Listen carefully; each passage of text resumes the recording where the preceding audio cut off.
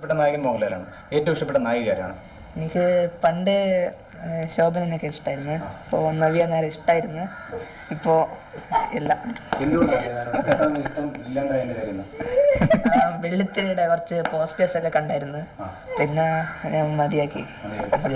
പൃഥ്വിരാജ് ദേഷ്യം തോന്നിയിട്ടില്ല. ലക്കിയാന്ന് തോന്നി.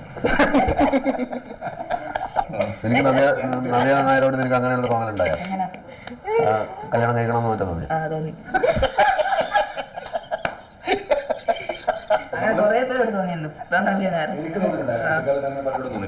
കുട്ടിക്കാലത്ത് വലിയ വ്യത്യാസം തോന്നിയിട്ടുണ്ട്. ഏട്ടനോട് ചോദിച്ചു, നിന്റെ ഏട്ടത്തിമ്മയായിട്ട് മീര ജാസ്മിൻ വരുന്നതിൽ നിനക്ക് എന്തെങ്കിലും പ്രശ്നം ഉണ്ടോ?